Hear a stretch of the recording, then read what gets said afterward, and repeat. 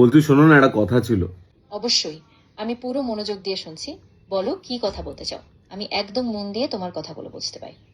বলছি যে আমার গার্লফ্রেন্ড রান্না বান্না একদম করতে জানে না। তো কিন্তু ও খারাপ খারাপ রান্না করে দেয়, আমাকে ভালো ভালো বলতে হয়। তো এটা নিয়ে তুমি কিছু বলতে পারবে আমায়? হ্যাঁ, আমি বুঝতে পারছি যে এটা একটু জটিল হতে পারে। তুমি হয়তো খুবই সহানুভূতিশীল ভাবে বলতে পার, যেমন ধন্যবাদ, আমি সত্যি অ্যাপ্রিসিয়েট করি। কি বলতে কিন্তু একটু পার? আমি ধন্যবাদ এসব কি বলছো তুমি? হ্যাঁ, তুমি ঠিক বলেছো। সরাসরি বলতেই পারো ধীরে ধীরে যে তুমি চাও সে হয়তো একটু চেষ্টা করুক, আর তুমি সত্যিই তার পাশে আছো, কিন্তু একটু মধুর ভাবে বললে ভালো হবে, যাতে সে আর ভালো করতে চায়। তো মধুর ভাবে কিভাবে বলবো?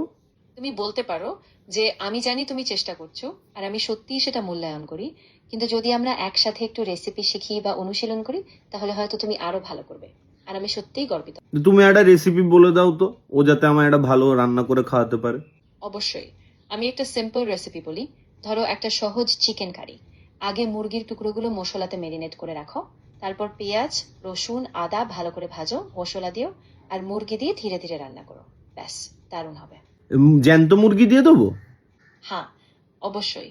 তোমার কাছে কি যদি সাধারণ বলছো মুরগি তুমি? থাকে। হ্যাঁ অবশ্যই জ্যান্ত মুরগি দিয়ে দাও মশলার মধ্যে, এসব কি বলছো?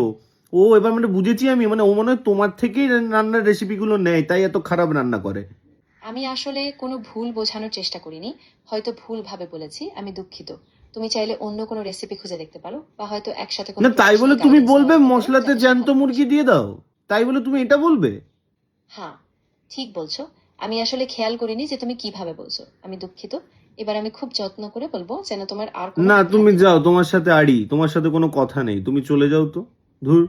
ঠিক আছে, আমি চলে যাচ্ছি। তোমার ভালো লাগা উচিত, আর যা দরকার তুমি তোমার মতো করো। আমি আর কথা বলছি না।